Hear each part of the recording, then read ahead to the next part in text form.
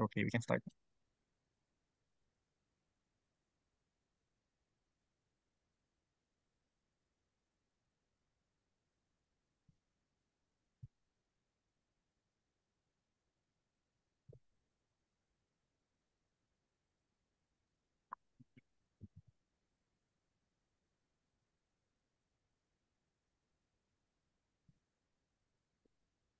Okay, manigong bagong taon sa ating lahat and welcome sa kauna-unahang webinar ng PAES ngayong 2025, ang Pandayan, Sustainable Planning, Promoting Tourism in Green Spaces. And ang ating programa ay tatakbo mula 1:30 hanggang 2:30 ng hapon. Again, I'm Kendrick Farinilo, the President and Founder of PAES, and I'm from the UPLB School of Environmental Science and Management, and I'll be your host for this session. And para sa mga nanghihingi ng webinar e-certificates, paki-include yung name and your university in the FB Live comment section, and the link to the evaluation form will be placed in the FB Live comment section before the event ends. And we will be closing the G-forms tomorrow, Sunday by 8 p.m. Pakilala lang ulit namin kung sino ang PAES. Kami ang samahan na mag-aaral ng Anghang Pangkaligiran ng Pilipinas, the National Association of Organizations from both undergraduate and graduate levels of degree programs aligned, related, or equivalent to environmental sciences and environmental management. Tinatanggap din natin yung environmental engineering, environmental planning, environmental biology, and more. And for inquiries, kindly contact us at membership.paes@gmail.com. And we have a presence sa 13 regions in the Philippines from Ilocos Sur hanggang Zamboanga del Sur. So you can see yung sa aming cover photo kung sino-sino ba yung member universities ng PAES na pinakamalapit sa inyong probinsya. And para sa session natin this afternoon, we have 4 parts. Una, yung baselining using menti.com. Second will be opening remarks and introduction of the resource speaker, presentation and Q&A, and some announcements. Para sa ating baselining, para sa mga baguhan na ngayon lang tumutok sa PAES webinars, we use menti.com para magkaroon tayo ng interactive questionnaires. So you can go to menti.com and you can type the code 47139233 or scan the QR code. Again, punta po tayo sa menti.com. You can open another tab in your phone or in your laptop and type the code 47139233. So let us transfer muna with sa menti.com.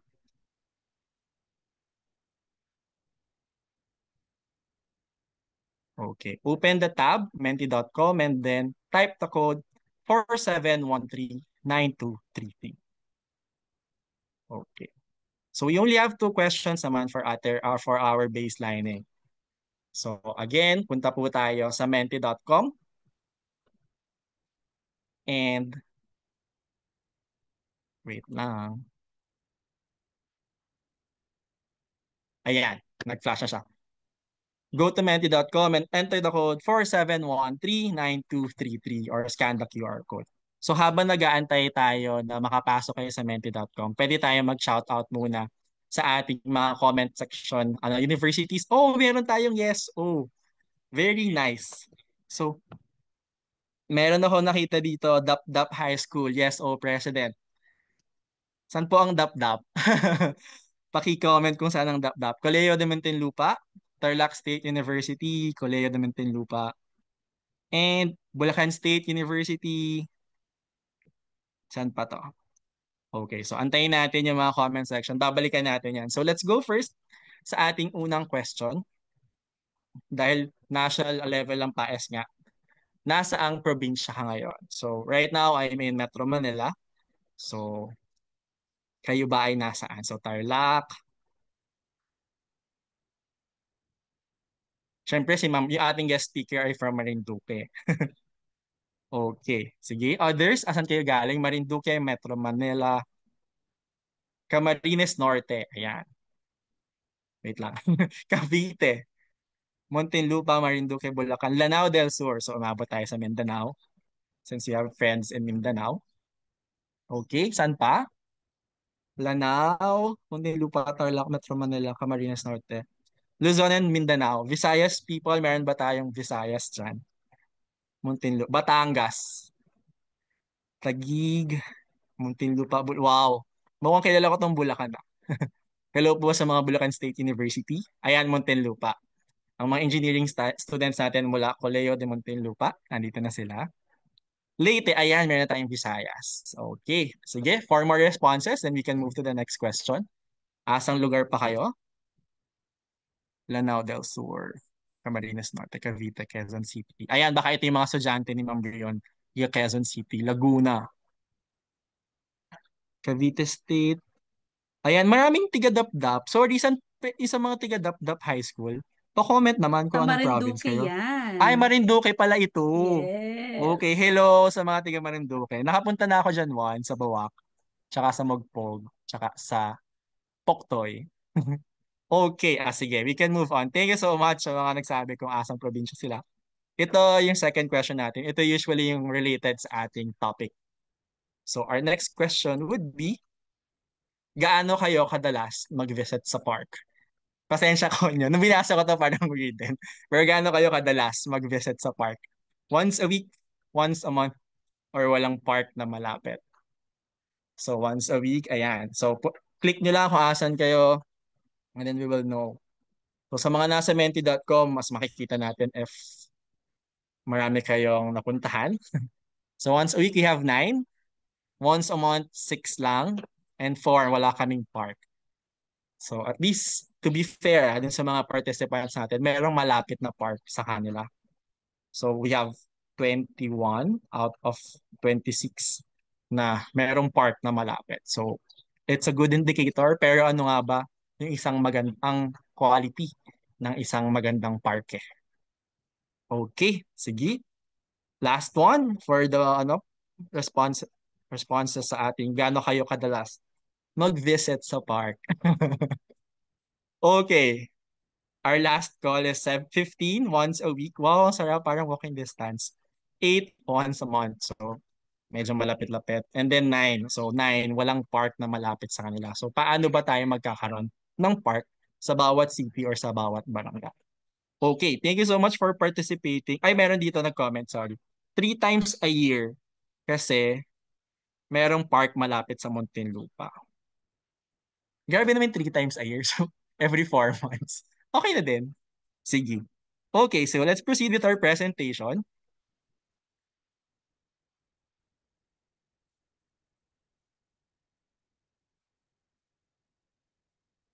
Okay. So maraming salamat again sa mga nag-participate sa ating baselining. At least nakita natin kung asang probinsya kayo at kung ah, yung frequency of your visits and parks in your city or in your provinces.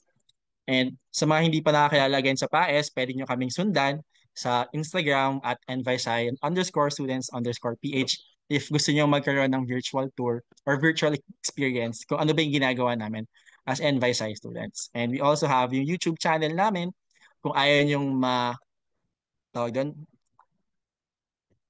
ma-block habang nanonood ng webinar. Kuwari biglang may nag-message sa messenger na nag-pop. So, pwede kayong pumunta sa YouTube channel namin. Lahat ng webinars namin ay doon naka-upload. You can watch it like a podcast. Again, paalala sa webinar e-certificates, lalo na sa mga students na require ng prof, abangan nyo yung evaluation form. So kindly include your name and university in the FB Live comment section. The link to the evaluation form will be placed in the FB Live comment section before the event ends. And we will be closing the G-forms tomorrow, Sunday, by 8 p.m. So you have 24 hours, more than 24 hours to answer yung evaluation form if kailangan nyo ng e-certificates. So para sa ating opening remarks, so we presented 2 parks in this slide, so 2 photos. Antayin lang natin na mag-reflect sa ating FB Live. Ayan. So I think may konting delay lang po sa Facebook Live. Pero ang pinapakita natin ngayon ay 2 picture ng 2 park. Isa yung Luneta Park sa Manila and the second one is Queen Circuit Park in Bangkok. So pinili ko to personally kasi kitang-kita natin yung difference between the 2 parks. The first one, yung Luneta Park sa Manila. I think this is one of the biggest parks in NCR. And I think also in the Philippines kasi hindi naman ganun karami yung park talaga natin. And kung makikita natin, yes, andito yung mga amenities na pwede natin makuha. Pwede kang mag-picnic, pwede kang tumambay. And siguro konting air quality improvement kasi meron pa rin namang covered may forest cover, mini forest cover. So that's for Luneta Park. On the other hand, yung Queen Circuit Park sa Bangkok, uh, I was privileged enough to visit it personally. And kung nakikita niyo yung photo na pinili ko is yung lake sa gitna ng park. Actually, maraming lakes talaga dun sa gilid ng park nila. And it's quite bigger than Luneta Park. And from the articles that I have read, ginawa nung Thai government na ganito yung status ng Queen Circuit Park kasi mataas yung flooding rate sa kanilang lugar. So aside from being a park where you can use recreational services, ginawa rin nilang wetland. So pag umuulan, pag bumabagyo, dumediretso na yung tubig dun sa mismong park. And siguro yung pinaka-highlight for me walking in Queen Circuit Park is yung level of biodiversity niya kasi you can actually see ang monitored lizard or isang bayawak na naglalakad freely doon sa park. So ikaw na lang yung iiwas kasi ayaw mo namang masugod ng isang bayawak habang tumatakbo ka sa park or nagbabike ka sa park. So that's why exactly we wanted to have this webinar kasi paano ba natin ma-adapt yung ganitong klaseng mindset sa pagtayo ng mga parks sa bawat province or bawat city ng Pilipinas. Kasi ngayon, konti pa lang and sana pagsimula ng pagbukas natin ng mga parks, gano'n na yung klase ng mindset na gagawin natin. Na hindi lang siya picnican, hindi lang siya biking area, but it serves more culture, more ecosystem services na pwedeng gawin. So biodiversity, pwedeng heritage, and of course, yung recreational na pinaka gusto natin. Okay? So with that, papakilala na natin yung ating resource speaker or panaunahing tagapagsalita para ngayong hapon. We have Environmental Planner, Julie Pearl T. Brion, MAURP. So Ma'am Brion graduated BS Tourism in UP Diliman Asian Institute of Tourism, and she also took her postgraduate degree in MA Urban and Regional Planning in the UPD School of Urban Planning and Regional Planning or CERT. Ma'am Brion, you can take the floor. Hi, Kendrick. Hello, everyone. Thank you for a very short pero nandun na lahat, no? Na introduction. Okay. I did not prepare any presentation para mas ano siya, mas podcast type. Pwede tayo mag-uusap later on. Just put in your questions. But I took note of your 9 questions and from time to time, babalik-balikan ko yung questions para mas may guide tayo. Okay, the first question here I got is, how did you start your advocacy on sustainable planning using green spaces in promoting ecotourism? Okay, the first one, tourism graduate ako and I was in a travel agency for 4 years. And nung nasa travel agency ako, maganda naman yung work ko. Masaya, as in, sobra. And then nakaka-travel ako. Actually, I've been to other places. Nakapunta muna ako sa ibang bansa bago ako makapag-ikot sa Pilipinas. Yun na yung nangyari, situation ko. But for the 4 years na yon na-experience ko sa Manila, kasi sa Makati ako nag-work, yung talagang grabe yung bagyo. Kapag bagyo yung um, nagkakaroon ng ng malaking baha. Yun talaga yung challenge ko. Bakit nagkakaroon ng ganong baha? And then ang lagi kong iniisip, wala bang plano ang gobyerno para dito? Yan. Only to find out na meron namang pala. It's just that we don't know paano siya gawin. And that's the reason why sa tourism ako, tinignan ko, possible ba na maging planner. So that's why I took out my masters ng urban and regional planning. And there are four specialization. May transport planning, merong estate planning, merong public works planning, and of course yung environment and natural resources planning. Yung environment and natural resources planning, yun yung pinili ko kasi even may thesis na may kinalaman talaga sa environment. Yung push ko nung undergrad ko is sa Marinduque, ecotourism siya.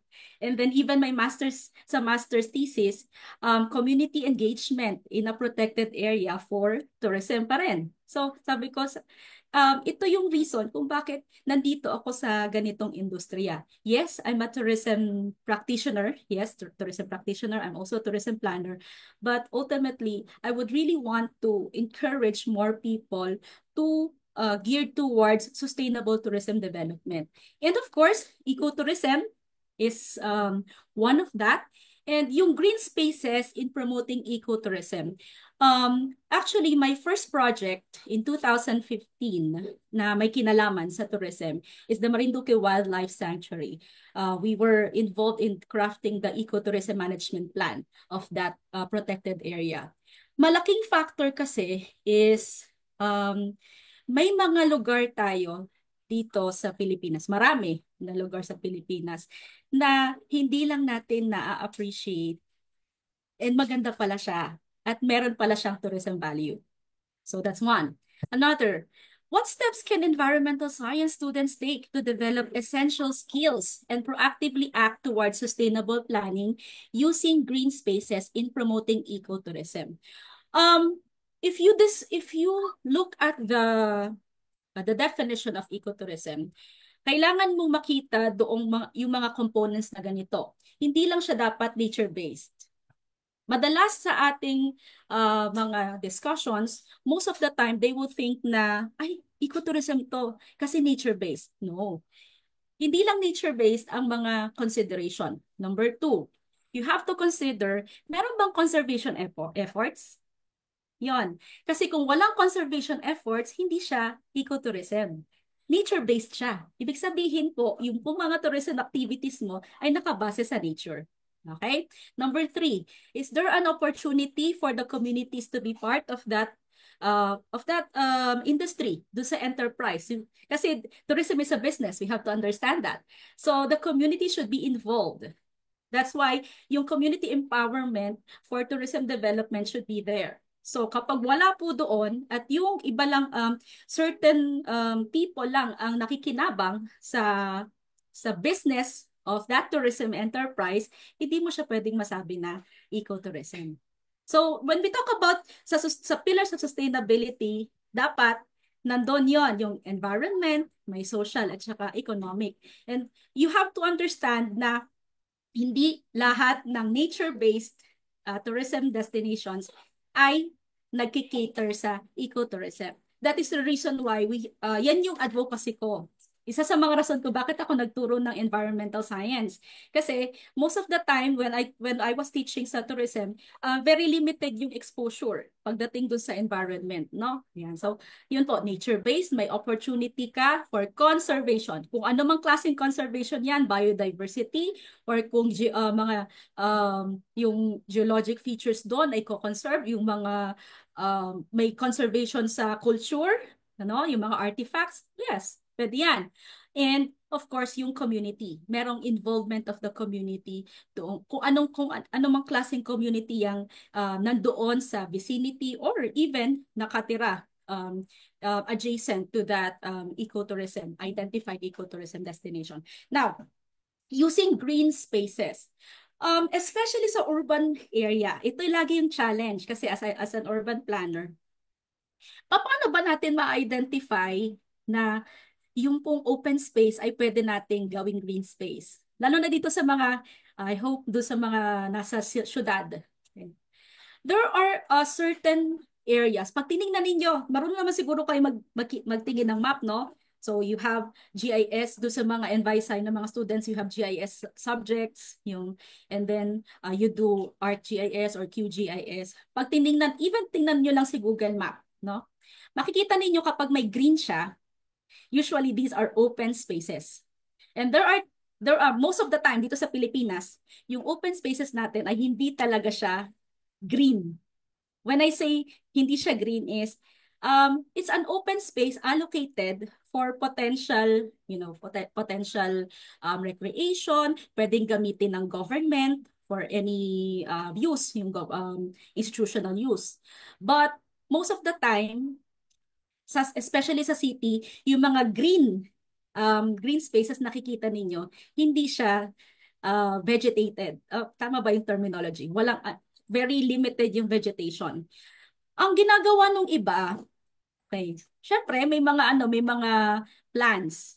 Sinasama nila sa kanila mga local development plans, even the CLUP. You know that the CLUP Comprehensive Land Use Plan, tapos nakaakibat dun sa comprehensive development plans nila.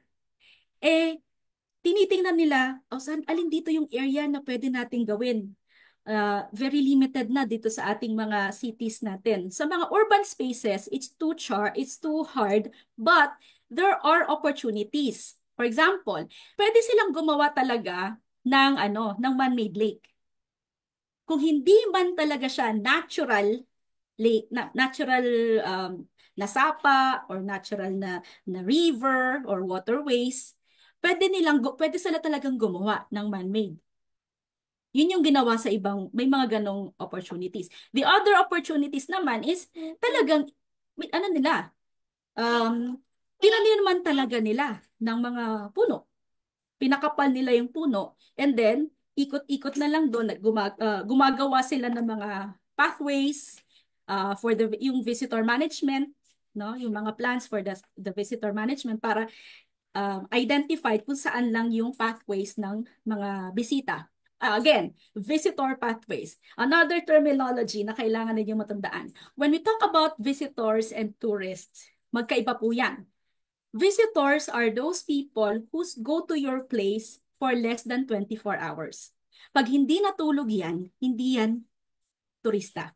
Masasabi lang na turista ang isang tao pag yan po ay nag-overnight, nag more than 24 hours sa inyo.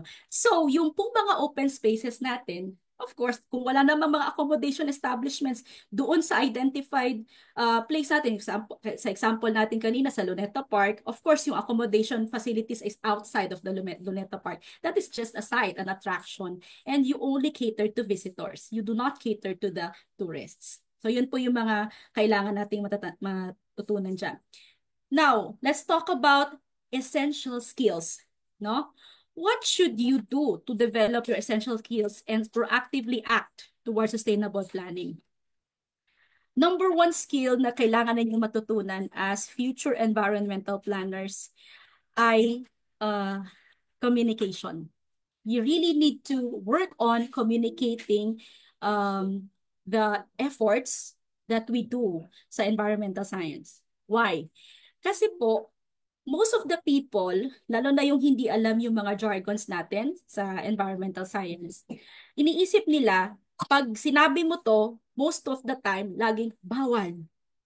Kapag nafe-feel nila na lagi ang sinasabi mo is, ay dapat bawal yan or dapat ganito, hindi dapat ginagawa ninyo yan.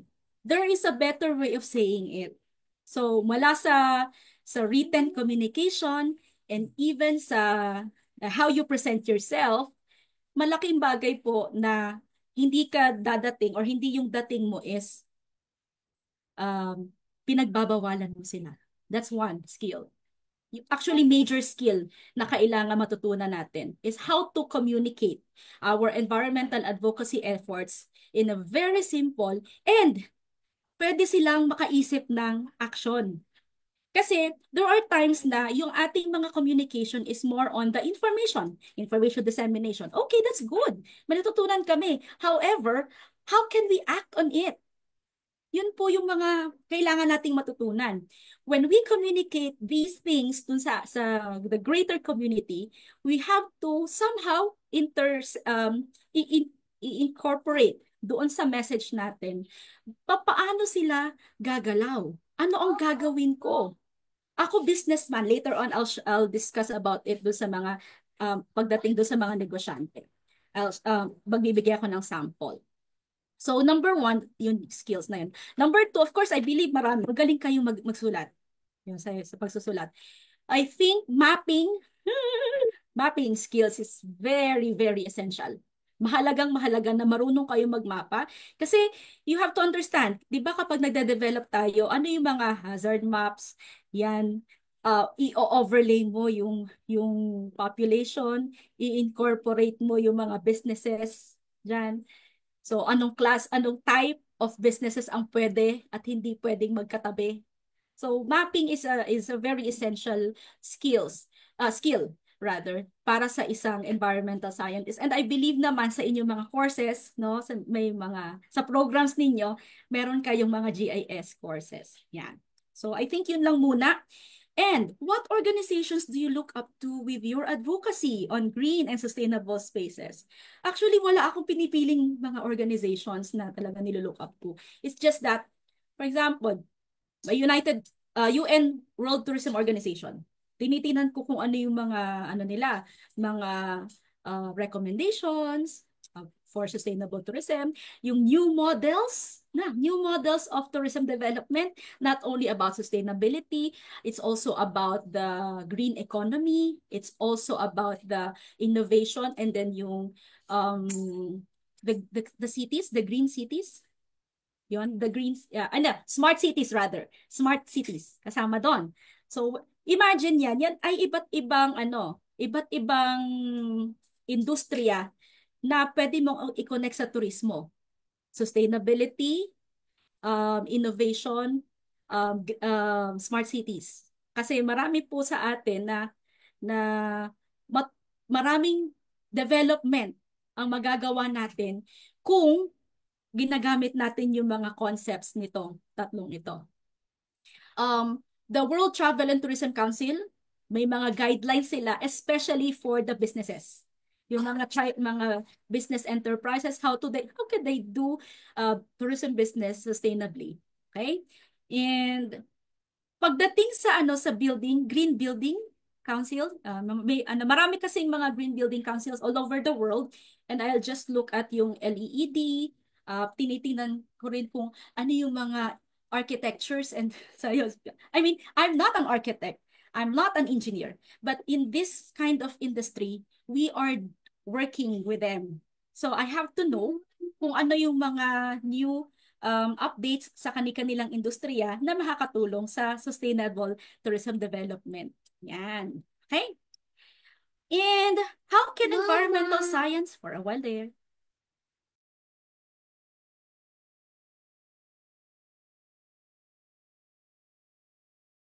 another point here is, how can environmental science students become effective urban planners? I think connected to dun sa number 1.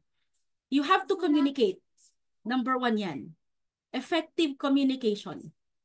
Kasi kung hindi effective yung communication ninyo, kahit gaano pa kaganda ng mga plano na nagawa ninyo, it will not be taken positively by your client. Sino ba ang client natin? Sa case ko, sa mga projects namin, the government, si DENR, si DOT, there are times ang client namin si DOST, no? So, DTI, so sa national government yan. Sa mga local government units, of course, the local chief executives, the tourism officers, the planning officers, no? Yung mga stakeholders, tourism stakeholders like the president of this organization, the tourism organizations ng mga hotels, resorts, travel agencies, tour operators. You have to effectively communicate kung paano sila gagalaw. And they have different interests kasi iba-iba ang kanilang pinanggagalingan. So, bilang isang environmental planner, bilang isang urban planner, you have to know saan kaya sila pwede na, okay tayo dyan. Let's go. Let's do this. Kailangan titingnan mo yung mga pinanggagalingan nila. At mahalaga yung effective communication. Of course, research. I believe every one of you naman ay first year pa lang ginagawa na yung mga research. Kasi mahirap pong gumawa ng isang plano na hindi siya backed by research. Remember, when you craft a plan, for example, tourism development plan, local tourism development plan, marami pong proseso ang dinadaanan yan bago ka makapag-craft ng isang tourism development plan. So may mga research pa, may situational analysis, at ano yung sa situational analysis, you have to understand yung mga methodologies like focus group discussion, key informant interviews, the public consultations. Kasama yan. Hindi lang yung assessment ng mga sites, hindi lang observation. So most of the time, mixed method ang ginagawa natin when we do the research as a basis for the plans. So research skills, communication skills, mapping, yan talagang yan. Yung tatlong yan, pag yung mga skill sets na yan ay na-hone mo, ngayong college pa lang kayo, ay I believe marami tayong magiging mga effective environmental planners in the near future. Yeah. No, medyo marami itong next questions. What policies or regulations should be in place to support eco-friendly tourism? Actually, marami sa Pilipinas, marami tayong batas. 'Di ba? When we do the situational analysis, no, sa isang mga site, ina-anchor muna namin yan sa national laws. Meron tayong National Tourism Act of 2009. Meron tayong INAIPAS Act para sa mga protected areas. So, sa mga protected areas around the Philippines at nadadagdagan niya yan kaya expanded NAIPAS na siya eh. Tapos may mga dinedevelop din tayong ecotourism outside of the protected areas like those government managed, those privately managed ecotourism sites. So, mahalaga po tinitingnan natin yung mga batas na yon. Basic, yung mga environmental laws, water quality, yung pagdating sa what do you call this? Yung yung sa air. Technically, yung mga batas na nire-review ninyo sa EIS, Environmental Impact Assessment, Environmental Impact Study or Environmental Impact Assessment na mga batas, idagdag mo lang yung pang-tourism. Another thing, tinitingnan niyo rin yung mga batas about sa Consumers Act. Okay, ito ay sa business side na ha, sa tourism and business side. Consumers Act. Kasi yung para hindi na i-review niyo kung paano ba ma-make sure ng mga businesses na hindi na naaagrabyado ang mga turista, ang mga bisita. Another is yung VAUSI, kasama yung sa anti-human trafficking. Why? Kasi po, especially sa mga beach destinations, karamihan po, islands and beach destinations, and marami po tayo dito sa Pilipinas na ganyan, that is a challenge na hindi lang si Pilipinas ang nakaka-experience.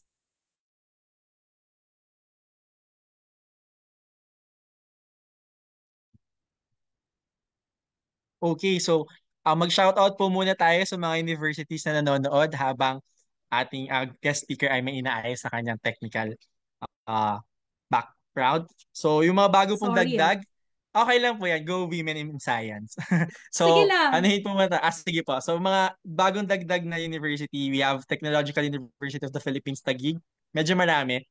Philippine Women's University Wow. Manila, Caraga State University, Our Lady of Fatima University, Pampanga, Bukidnon State University, Mindanao State University at Naawan, Central Mindanao University, Don Honorio Ventura State University, Mindanao State University Main Campus, Marawi, Surigao del Norte State University, University of Southern Mindanao, Western Mindanao State University, Visayas State University, bye-bye. And meron po tayong isang from a government agency, DENR Region 7. So maraming salamat po sa pagsubaybay sa ating webinar. Ma'am Julie Pearl, kayo na po ulit. Okay. So, nasa policies pala tayo. Okay. Isa pa, sa national pa lang to ha. I'll discuss later on dun sa local policies. So sa business side, 'di ba yung sinasabi ko sa BAUSI, yung anti-human trafficking, even yung sa cybersecurity, you have to consider those. Bakit? One tourism product, the wellness tourism. Anybody here, pwede ba ako makareceive ng mga taas ng kamay kung narinig nyo na ba yung wellness tourism? Or do you have any idea what wellness tourism is?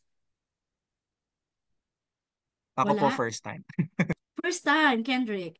So, wellness tourism is one of the priority tourism products ng Pilipinas. At kasama sa wellness tourism, may dinedevelop tayo, actually dinevelop na natin sa Pilipinas, the Filipino brand of wellness. Sa Filipino brand of wellness, the five senses, the touch, the sight, the smell, the taste, ano pa? Ano pa yun? Yung isa. Touch, sight, smell, taste, and ano yung isa? Hearing. Hearing daw po. Yes. Hearing, yes. So, doon sa five senses na yon, kailangan na pinapakita yung brand ng Filipino. At isa sa central na experience natin dyan is yung Filipino hilot.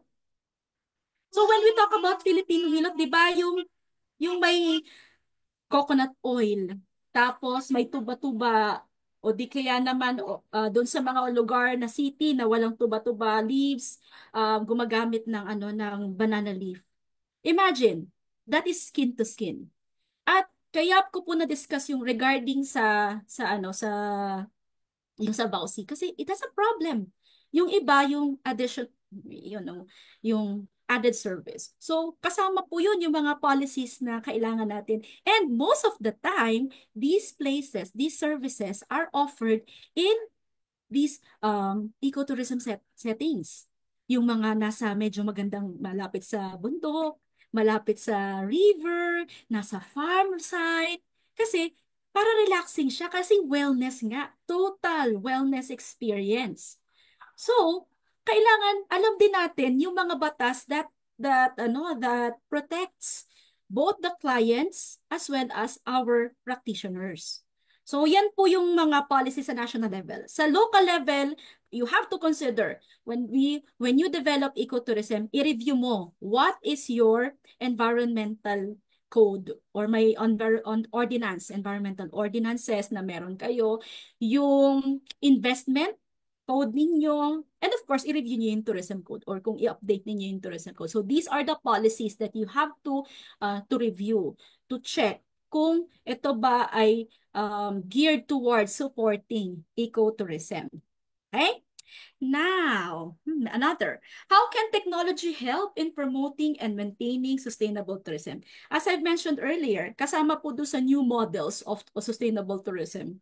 Yeah, is yun nga yung innovation, technology, at saka yung paggamit talaga ng mga, sabi natin, effective. So, effectively utilizing the social media.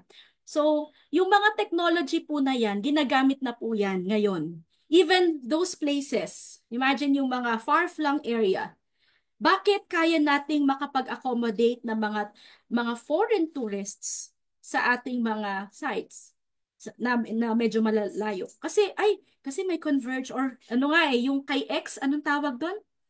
Yung SpaceX? Starlink po. Yon, sorry. Starlink. Starlink. 'Di ba?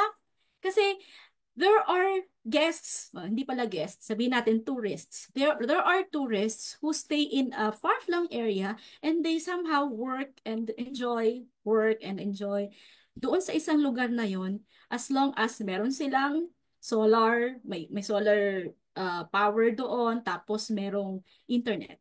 Basic. Malaking bagay yon. And of course, may capacity yung small resort na yon, far-flung resort na yon to accommodate online banking. These are the push ngayon sa digitalization ng Pilipinas. That's has been the push all over the Philippines. Earlier, I've discussed it with my tourism planning class. I have a tourism planning class kasi. Is ano ang mga priority ng from 2023 to 2028. Dahil kilala na tayo sa western side, the western side of the Philippines and yung mga coastal areas, maraming development na for tourism. This time around, we want to develop more, tingnan nyo sa mapa nyo, the eastern side of the Philippines at yung mga bulubundukin. So tingnan niyo yung technological requirements ng mga lugar na yan. Marami dyan ay walang signal, walang kuryente, at limited ang tubig. Those are the things that you can innovate. Kung may mga thesis kayo that you could use that you can develop for our island destinations, maraming ganito sa Pilipinas, that would be very useful sa ating industriya. Okay?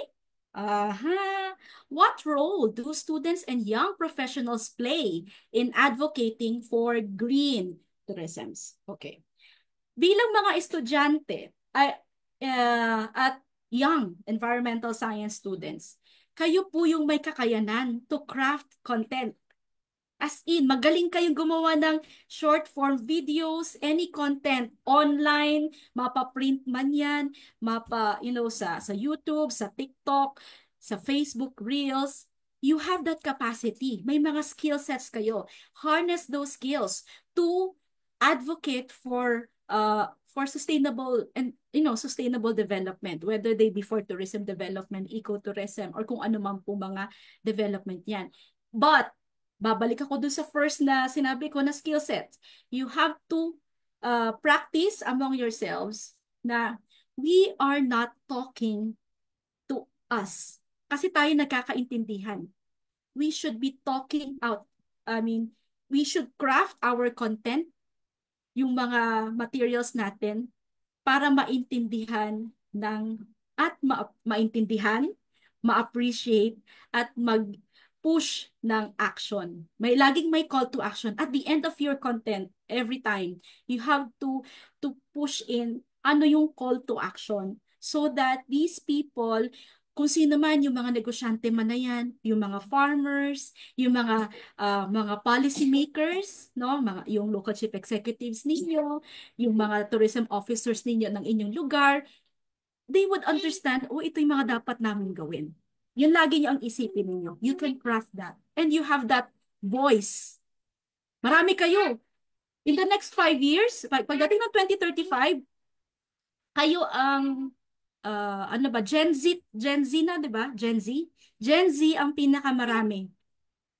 Yeah, pinakamarami ang population. So, use that. The numbers, kayo, malaki yung population ninyo, and yung skill sets pagdating sa technology, utilizing the social media, gamitin niyo yan. Okay? And again, wag puro mukhang bawal, bawal, bawal. Lagi ang tingnan ninyo, okay, kapag nagpakita kayo ng ito yung mga mali or mga bawal diyan, lagi kayo mag-offer. Laging may offer na, so what can we do? What should you do? Ano yung mga pwede nating gawin? Yan. So, yan. And how can businesses, yan, nandun na tayo. How can businesses balance profitability with sustainability in tourism? Ito lang naman yan. Cost-benefit analysis. Babalik talaga doon. Even you as environmental science students, you have to know how to compute how to do cost-benefit analysis. Kasi pag nakita ng mga businesses na, uy, this would actually be beneficial. Hindi man short term, but in the long run, it would be beneficial for my business. Mas ma-appreciate nila yung binibigay ninyong proposal. Na ito yung mga better na gawin natin. Kaya sa tourism management kasi syempre business course ito, yung mga tinuturuan ko diyan. Sanay sila talaga sa cost benefit analysis, yung mga accounting part na yan. But I really hope in your curriculum i-review ninyo, baka kaya ninyong i-review dahil ang alam ko may subject din kayo ng natural valuation, may mga natural accounting kayong ginagawa. Apart from that, i-connect din natin sa social sciences, which is yung cost-benefit analysis. Gawa natin yan. Kapag nag-offer tayo ng ganitong proposal, this would be the cost, but ano yung tangible and intangible benefits na makukuha natin kung sino mang stakeholder dyan. In this case, the businesses. Kasi as long as hindi natin napaparealize sa mga business owners or sa mga, the business people, yung value nung ino-offer natin na proposal, hindi natin sila makukuha. Hindi natin sila mapupush na gawin ito. Okay? Is it really good for the wildlife and the environment to be part of tourist attractions when some people or humans themselves can be the reason of destruction on the natural processes? Okay. Isa sa mga pinupush ko na actually I've been doing this research for quite some time na. Meron tayong tinatawag na visitor and site management. Sa visitor and site management, tinitingnan mo, di ba may site development ka sa isang area. So, sa site development mo, makikita mo doon ano yung mga built environment doon, ano yung mga ni-retain natin na mga biodiversity dyan, ano yung mga off-limits. Oh, that's one.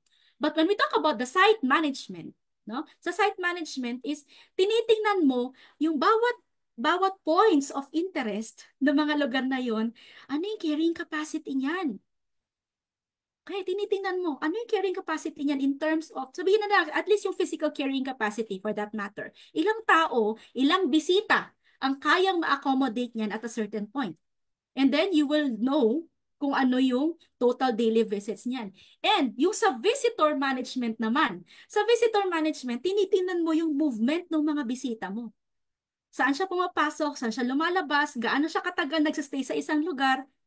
Okay, saan yung mga choke points? You really have to think of that. Para po, maiwasan natin yung tinatawag ng disruption and degradation. Simple. For example, isang site na, uy, medyo parang quote and quote, jungle, jungle trek. Isang very tangible option dyan is maglagay ka ng footsteps na elevated.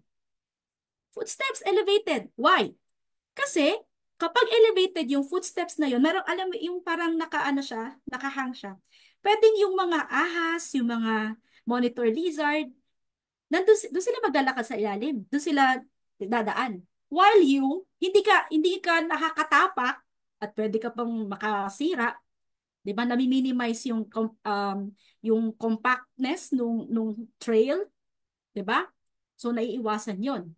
So that's one very tangible recommendation sa mga trails. Elevated siya, especially sa mga jungle areas natin, sa mga marami tayo dito, mga kabundukan, mga anong tawag dito, rainforests, 'di ba? So, ganun. Think of simple solutions. Wag masyadong bonggang-bongga. Simple solutions that could address little problems, and then eventually paunti-unti na simple solutions. Pag pinagsama-sama mo yan, uy, ang ganda na pala, nagawa natin. Kasi nga, step by step paunti-unti, mas madali siyang i-implement. Um, how can an environmentalist contribute to preserve these areas? Yun. Think of simple solutions. Balikan ko lang doon. Huwag kayong masyadong mag-isip ng sobrang bongga na solution. At ang maganda dito, kunwari meron kayong malaking problem, ano niyo rin siya, chop-chopin, sorry for the term, no? Chop-chopin, no? Ano siya, i-simplify nyo. So, di ba kapag gumagawa kayo ng thesis, meron tayong problem at may mga sub-problems. At yung mga sub-problems na yon, ano kaya yung mga possible solutions dun sa mga sub-problems na yon? And then identify people and organizations, entities that could address those smaller problems. And you don't know, pagdating ng after a year, after 2 years, you will realize na yung malaking problem pala na yun, unti-unting na-address. Kasi nga, unti-unti rin na inatado yung pag-address do sa mga smaller problems. How can tourism be developed in green spaces without harming the environment? Ganito lang naman po talaga ang lagi nating iniisip. Tatlo lagi, 'di ba? Sa sustainability, environment, economic, and socio-cultural. Sustainability, yung tatlong yan. Kapag gumagawa kami ng plano, di ba sa CLUP, tingnan na lang Comprehensive Land Use Plan at saka Comprehensive Development Plan. Ano yung mga tinitingnan mo? Environment, si demographics. Demographics, no? Yung people. Tinitingnan mo yung infrastructure, no? Yung transportation. Kasama doon sa yung transportation sa infrastructure. Tinitingnan mo, of course, doon sa environment, hindi lang si biodiversity. Tinitingnan mo yung mga geologic features, geographic features, no? Marami kang tinitingnan na aspeto na kailangan, yes, you have to know a little bit of everything. So, ano siya, para kang sponge na hindi mo kailangan na maging expert sa isa. As I mentioned earlier, bakit ko fina-follow yung mga green buildings, yung mga green architecture? Hindi naman ako architect, hindi naman ako engineer. I have to know kung ano na yung nangyayari sa kanilang industriya kasi it will really affect the type of development that I could share doon sa mga clients ko din sa government and sa private sector. What could you do? So, ang concern lang natin dito, kapag nagde-develop ka ng tourism, no? A little bit of everything. Hindi lang, okay, this is tourism. Kasi pag sinabi nating tourism, it's business. So, mostly tourism products, business of selling the tourism product. So, hindi pwedeng ganun lang. Little bit of everything. At mahalagang mahalaga, especially dito sa Pilipinas, kasi most of our tourism destinations kasi ay nature-based. Nature-based. Gagawin yung mga tourism activities mo, yung mga tourism products mo, ay dine-develop mo sa isang natural area. Very few ang built environment natin na yung mga leisure facilities natin na hindi nature-based. So, yun po, kailangan nating little bit of everything. And how do we manage green spaces? I've mentioned earlier, visitor and site management. Yan po. Yaan ay incorporated when you look at the guidelines of the DENR sa Ecotourism Management Planning, meron yan, section, visitor management and site management. So just review it. I also have my own research about it ng visitor and site management at kasama talaga doon yung carrying capacity analysis and total daily visits, no. Tinitingnan mo. Kaya nga total daily visits. I mentioned earlier the difference between a visitor and tourists. Si visitor, they will stay in your place for less than 24 hours and the tourists will stay for more than 24 hours. Now, beyond these green spaces, no, na pwedeng attractions is yung pong mga support facilities around. Paano yung mga bisita mo ay maging turista? Kaya dapat titingnan mo rin, how many accommodation facilities do we have within the 5-kilometer radius? Kasi kapag marami kang bisita, let's say, you can accommodate, nung kinompute po namin yung carrying capacity po nung lugar na to, this site could accommodate about, sabihin natin na 10,000. Okay, now, look at the 5-kilometer radius from that area. Imapa ninyo. Can we accommodate that 1,000 people doon sa area? Otherwise, aalis sila. Hanap sila ng ibang lugar. So, hindi man na sila magiging tourist. Kaya kapag nagko-compute ang Department of Tourism, meron silang visitor, total number of visitors. So, dun sa per site, per attraction. At meron din tayong total number of tourists. So, yun yung mga nag-overnight. Okay? So, I think that's all sa lahat ng mga questions. Nasagot ko naman po. I hope may insight kayo nakuha sa aking mga sagot dun sa prepared questions.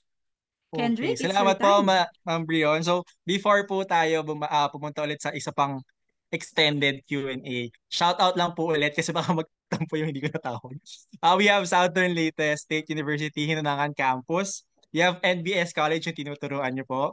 Cavite State Yes. University, Mindoro State University, University of Eastern Philippines, again, Colegio de Muntinlupa, and Marinduque State University. So, ako po ang matag doon. Number yun po, hindi ako magsasawang sabihin na every time na nag-host ako ng webinar and every time na nakikinig ako and ako yung magsa-summarize. Kahit NVICI na po ako as a profession, syempre ang major ko naman ay social tapos communication. Hindi ko pa rin parang, hindi ko talaga alam lahat ng kailangan nating alamin. So marami akong jargon sa narinig kanina pero meron akong idea, kuwari, carrying capacity, cost-benefit analysis. Pero yung total visitors and others, hindi ko pa siya na-explore. And this webinar opened up. So maraming salamat po for opening the webinar of PAES for 2025. Thank you, And thank you. usually po, we have 3 highlights, pero specifically for this session, I will have 4. So pinakauna po yung tourism involving the community as in the tourism ecosystem. Kasi mayroon po tayong mga stories, I think medyo malungkot and sana hindi tayo mabash, na yung mismong citizen ng residente ng isang lugar hindi makapunta sa isang developed tourism site kasi nga Yeah. naging high-end na, hindi sila wini-welcome, and hindi sila ine-employ. So Yeah. as a tourism manager or as a developer, pag kayo nag-work kayo in the future as a development uh, infrastructure sector, sana i-consider no yung pag-employ ng mga local residents kasi nakihiram na nga tayo ng lupa sa kanila, although pinili naman nila, pero we have to take care of the community where we belong or where our amenities belong. Second Mm. is yung communication. I think na-discuss na rin po ito ng isang webinar from in smart cities. Kasi nga at the end of the day, kahit sobrang ganda ng proposal natin, kahit sobrang nature-based, lahat ng species na alagaan, kapag hindi natin nakuha yung oo ng client natin, sayang lang lahat ng plano natin. So kahit anong computation, kahit anong design, meron dapat parang middle ground na yung nga, yung sa sustainability, Ma'am Brion, economically viable pero eco-friendly, environmental friendly pa rin. Environmental friendly pa rin. So yun po yung actually yung third point ko na sana hindi I mean, gray area na, of course, environmental scientist tayo. Kailangan we protect the environment. But at the end of the day, it's still economy, it's still business. So hanap tayo ng economically viable pero at the end of the day, environmental friendly pa rin. And siguro yung last ko po, yung four, before tayo pumunta dun sa added phone-in questions. Special shoutout kay Ma'am Rion kasi women in science, even if you're a mother, hindi po kayo nahihirapan. I mean, may dagdag challenge pero you still push through with science. So, meron din po tayong Yes. mga engineers future engineers na nanonood dito na hindi hadlang yung gender nyo para mag-push through or mag-proliferate sa inyong industry. So, even if you're a women engineer na medyo male-dominated, kaya nyo ilaban yan at kaya nyo pagsabayan. So, thank you po. Exactly. So, punta po tayo sa last, siguro mga two or three questions kasi sayang yung yung session. Ako, kasi biased po talaga. While nagdi-discuss po kayo, parang gusto kong mag-take ng URP, ng MERP, Urban Regional Planning, kasi I'm really into parks. Pupunta po ako sa isang lugar o sa isang bansa. Ang una kong pupuntahan is yung parks. So, when I went to Yeah. Bangkok, parang apat na parks yung pinuntahan ko. Lumpini Park, Queen Sirikit Park, and then there are other two park. And nakakatuwa po kasi sa Bangkok is magkakalapit sila. Actually, from Queen Sirikit to Lumpini Park, maglalakad lang kayo ng 20 minutes, at least 20 minutes if you're a good walker. Tapos, kagaya po ng sinabi niyo, elevated walkway, Yeah. malaking bagay siya for tourists kasi hindi na kami tatawid every stoplight, every intersection. So, Mm-mm. isang Mm-mm. diretsong Mm-mm. passageway na sa park kami babagsak after some time. So, Mm-mm. malaking bagay po. I'm inswerted din yung mga students nyo for for cost benefit analysis kasi aminado naman kami sa UPLB na isa sa pinakamahirap na subject yung valuation of ecosystem services. Yes. And for you, kung kayo po yung prof tapos kayo nagtuturo ng CBA, malaking po yun. Swerte sa kanila kasi magaling yung prof. And for the engineers, Thank you. the engineering students here, yun, maraming nabanggit na cost-benefit analysis, I think magagamit ko rin doon. Yung mga plans, tourism plan, development plan, uh, CLUP, lahat yan magagamit. So yun po yung magiging una kong tanong. Sorry Ma'am Brian kung hindi ko alam kung mababash ako sa sa tanong ko kasi hindi po ako familiar sa CLUP. Ano po Yeah, ba yeah. talaga yung department na umahawak ng CLUP? Okay.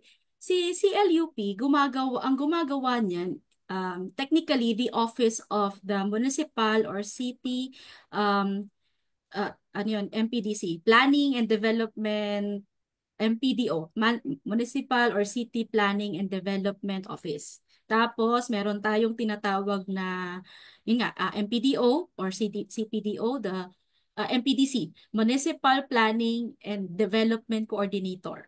Tapos may mga staff siya. Yun, yan na. And technically, para siya yung brain ng munisipyo or ng syudad. Kasi lahat ng mga plano ng buong munisipyo sa kanya pumupunta. Yung engineering, yung HR, sa assessor, lahat dadaan sa kanya. So, si CLUP, ganito lang. Compare mo, si CLUP, Comprehensive Land Use Plan, ang implementing ang tawag dito, implementing policy para ma-implement mo yung Comprehensive Land Use Plan is the Zoning Ordinance. Si Zoning Ordinance, Diyan mo makikita, nandito po yung ating yung Central Business District. Nandito po yung cemetery. As in, makikita ninyo sa zoning ordinance, dapat magkasama yan ha. Si zoning ordinance, usually nasa last part yan ng comprehensive land use plan, kung saan po yung designation or yung location ng mga zones ng ating different development.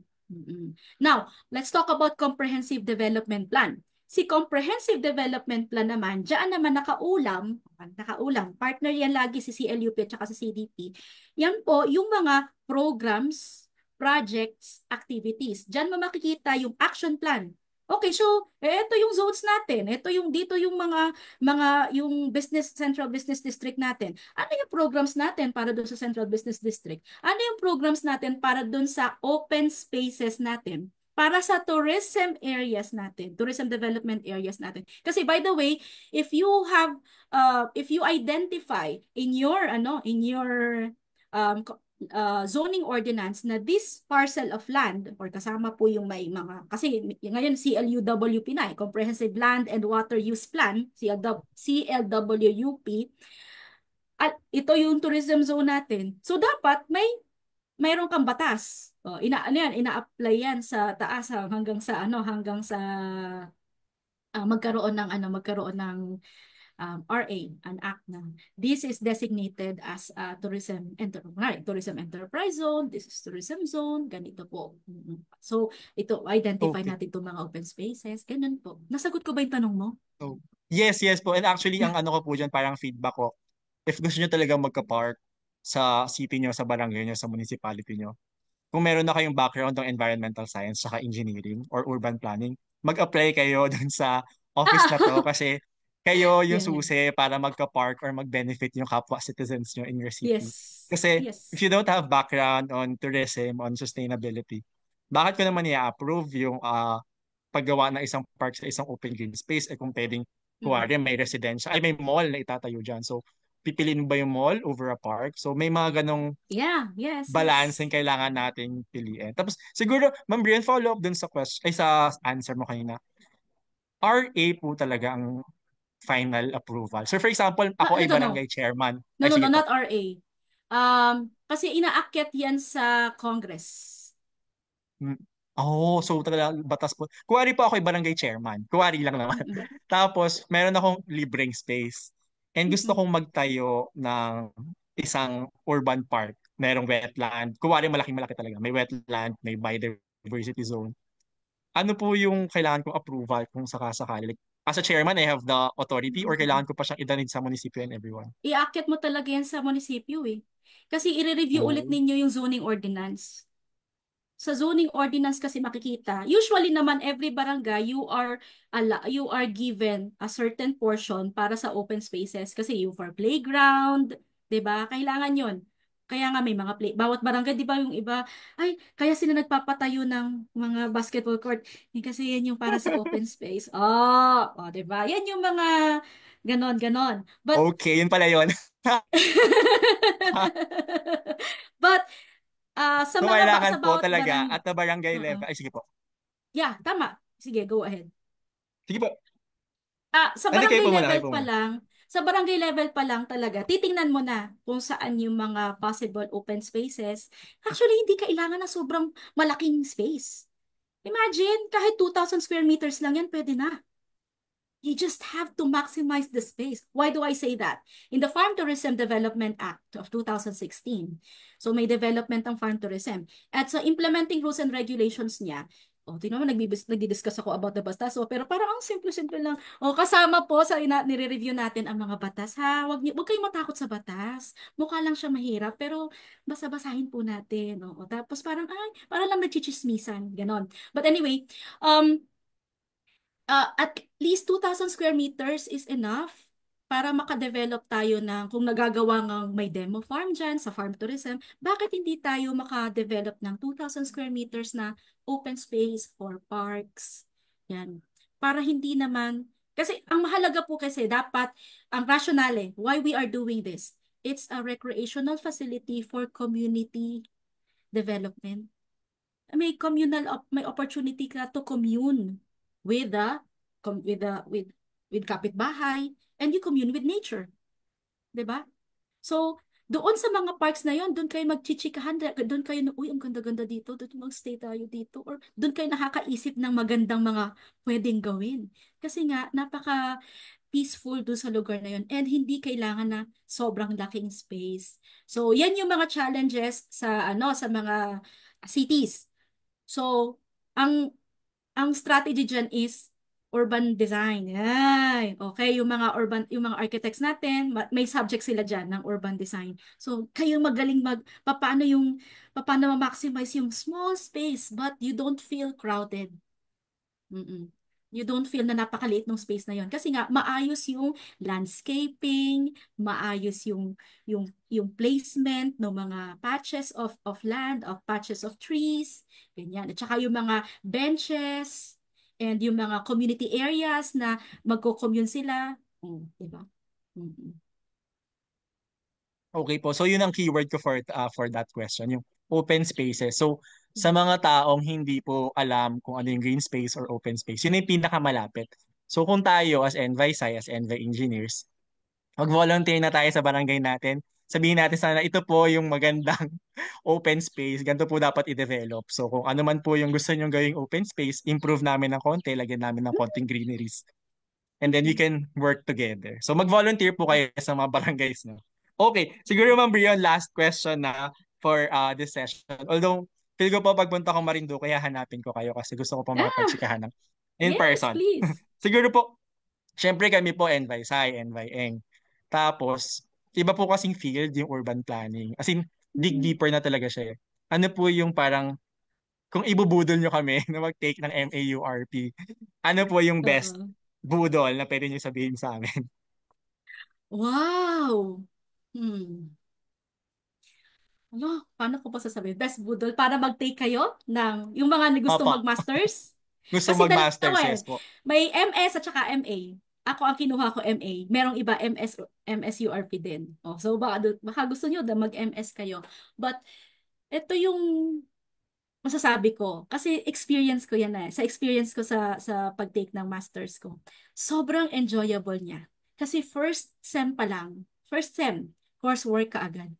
We went to certain communities and we assist in the planning.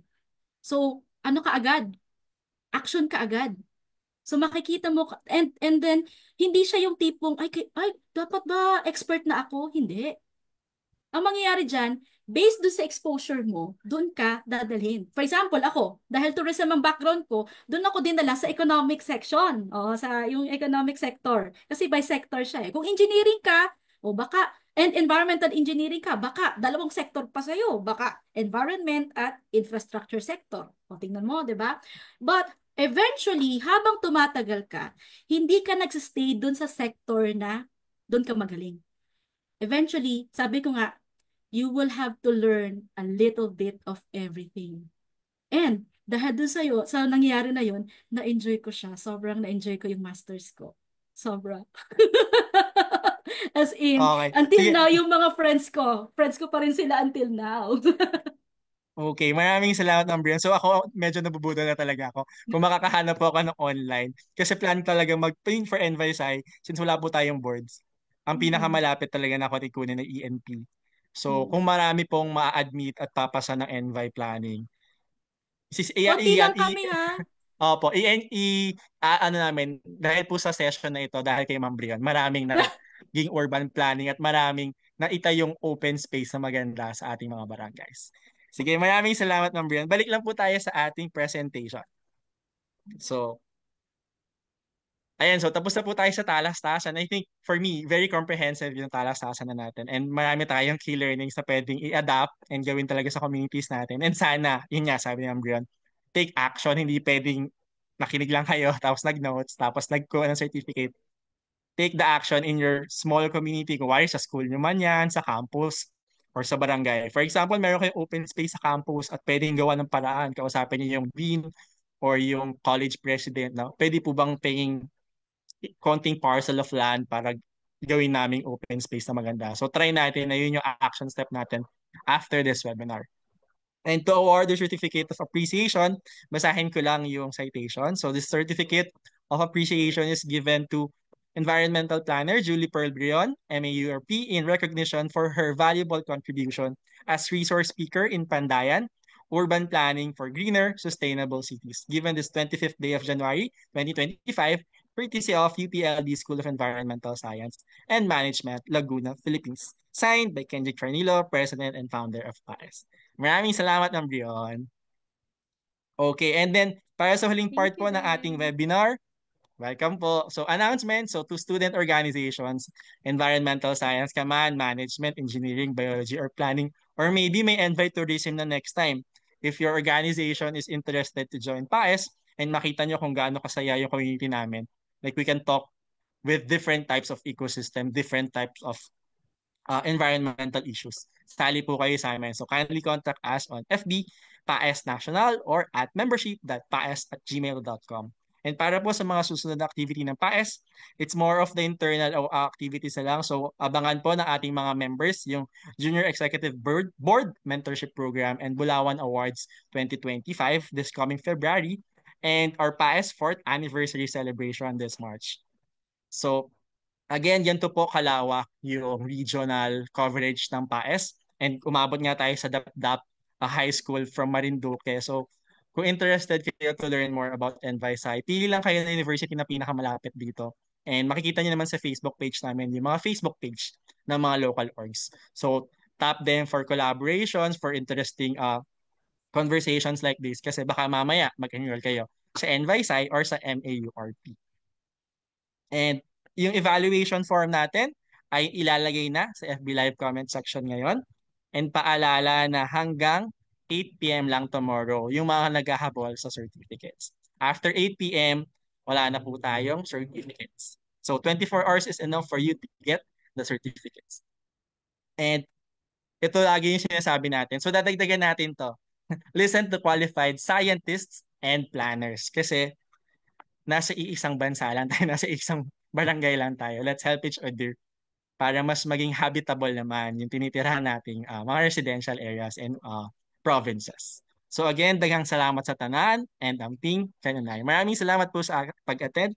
So we will just be ending the Facebook Live and for the people in Zoom, kindly stay in Zoom. Maraming salamat po.